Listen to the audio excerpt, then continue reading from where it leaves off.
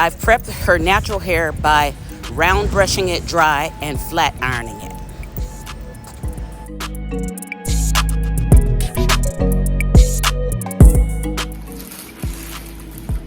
I pulled out 3 colors, but I'm only going to use this brown and this very dark brown, not the light blonde. That's going to be my anchor to sew the hair to.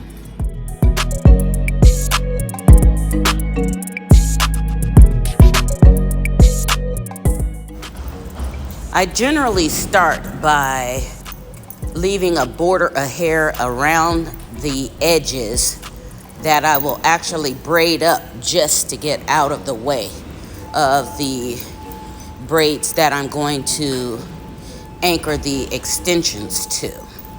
So this border around the edges is to hide the extensions.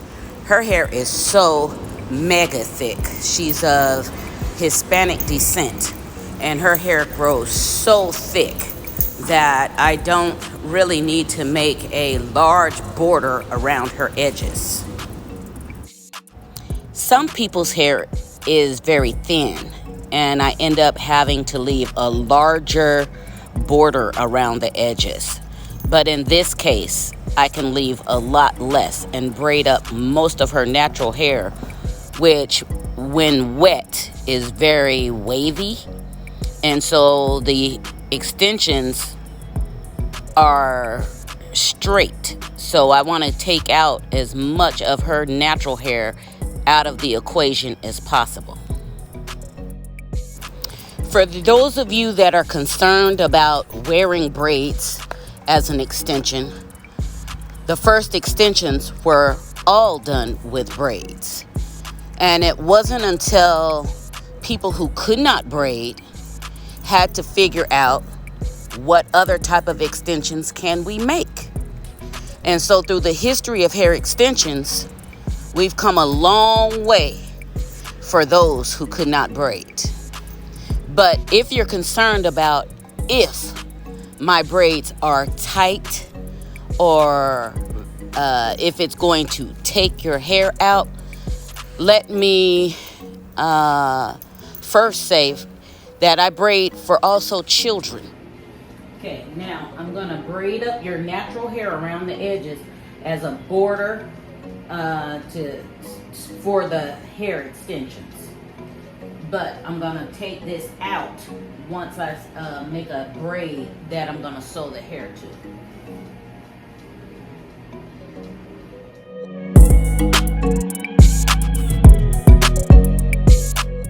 This lady doesn't have a problem getting a braid from me. My braids are not so tight that it hurts. It's also not pulling on the skin and stretching the skin. Also, she is not going to lose hair because of these braids. Now, daily, we lose strands of hair. Because the hair is braided, you will not see that loss that you normally would see with combing, brushing, blow drying the hair on a daily basis.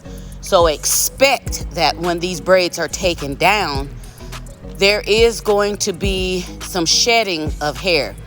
The hair that normally would have come out on a day-to-day basis, but being trapped in the braids, you won't see that breakage.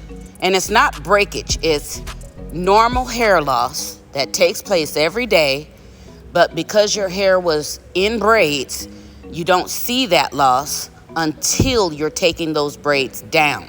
So don't be alarmed that you see a wad of hair. That's hair you would have lost in the first place. Hair that has been lost due to a braid leaves the scalp with a clean surface where it has been plucked out. My braids are not so tight that it's plucking your hair out. But again, expect shedding when the hair is taken down. That's not abnormal.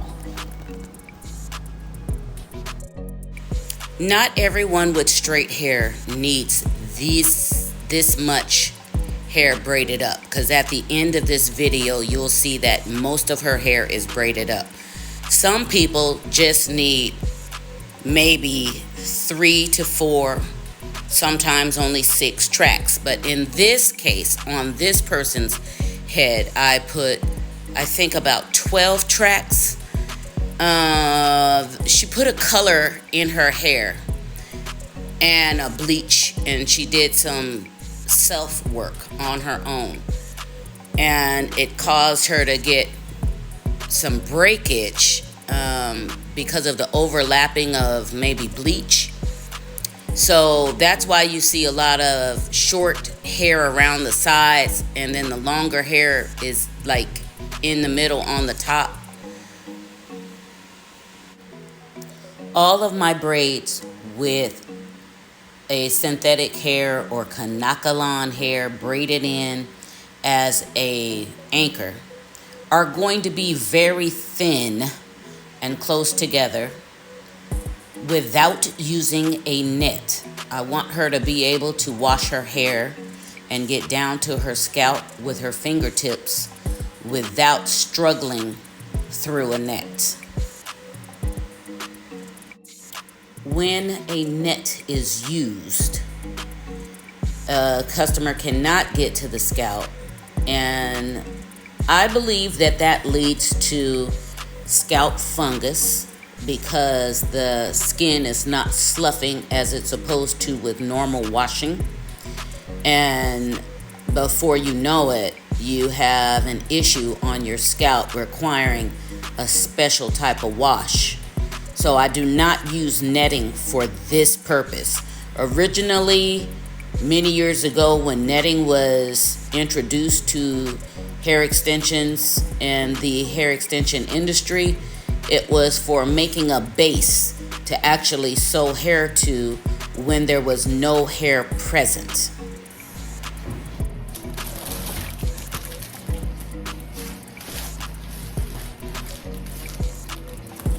Just a very thin strip of hair to anchor.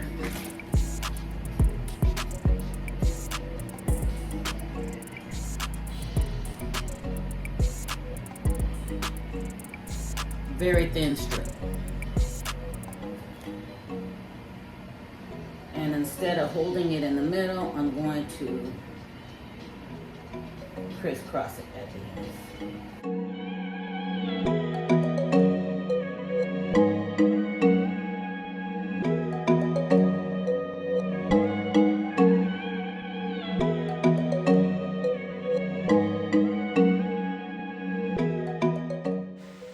I'm very careful to be very gentle with this process of braiding on any type of hair.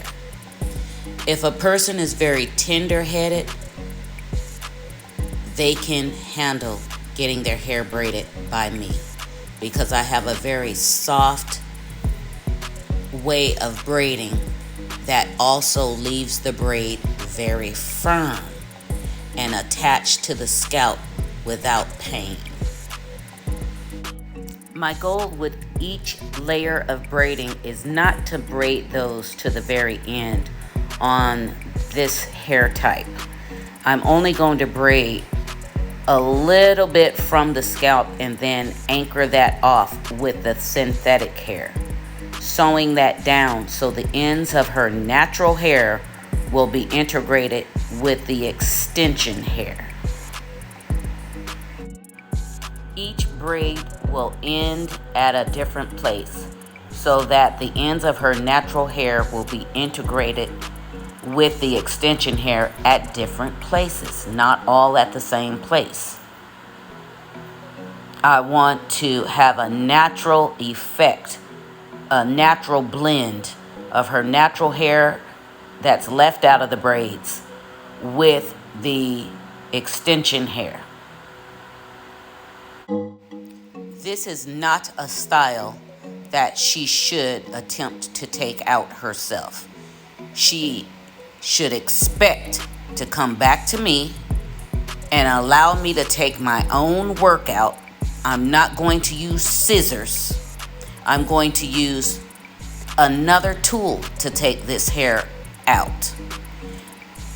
Other stylists don't know my method as I know my methods.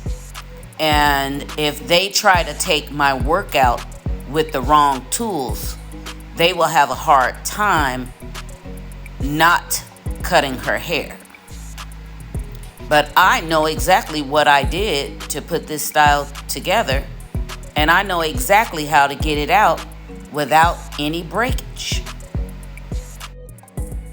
Some people have a concern about whether or not braided in extensions or sewn in extensions, if they feel natural or not. If the braids are as small as I can make them, yes, they feel natural.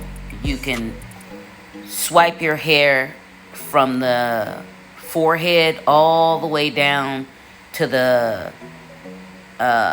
nape of the neck, and it feels natural. But sometimes people will do much larger braids, and this may not feel quite as natural. My braiding for this particular type of extension has always been very tiny. You can expect only my best work every time.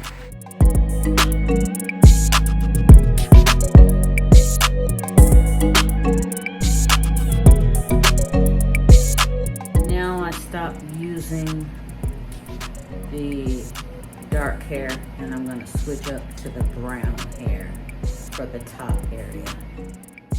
It's also important for me to note in this video that I give my best work every time.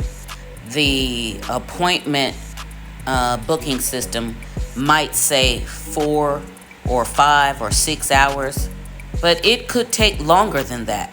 So I strongly suggest that you don't make plans after your hair extensions.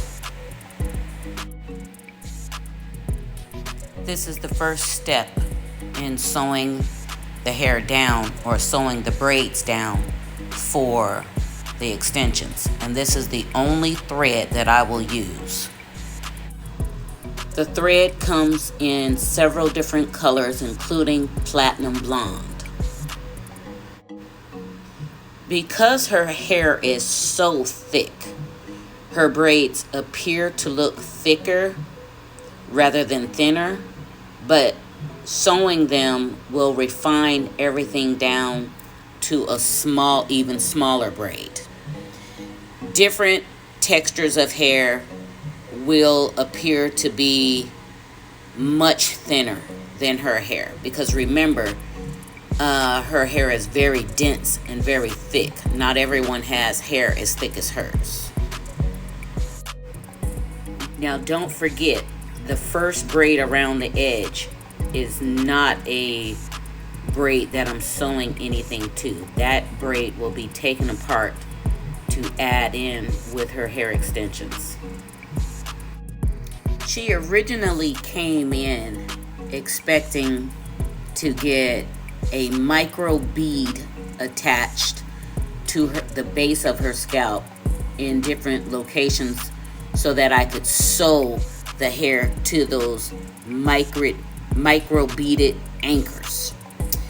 I just so happened I did not have those beads, and we didn't communicate well over the phone. We only had a few text messages. Typically, if someone is going to expect to use micro beads or micro links, we're going to have a discussion about the colors of those beads, because I may have to order them.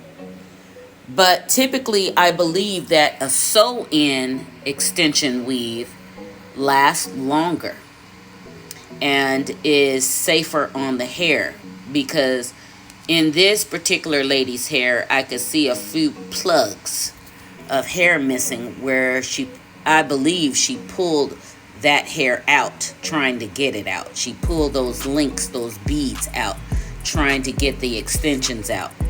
And I don't think that's so healthy. Now on her, it's not a big deal because she has so much hair.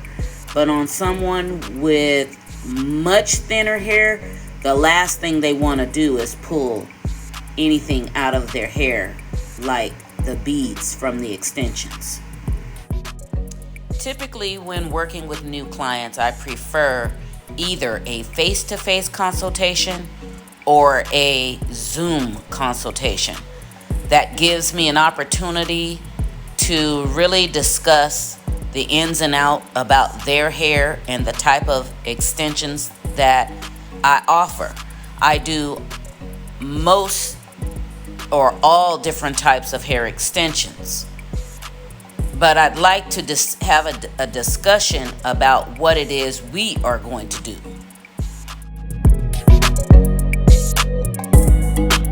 So I've sewn down those little pieces at the end, and this is going to integrate into her extension style.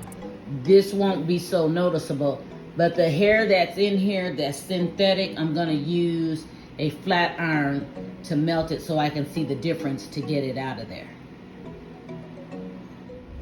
And then this natural hair will come down over the extensions.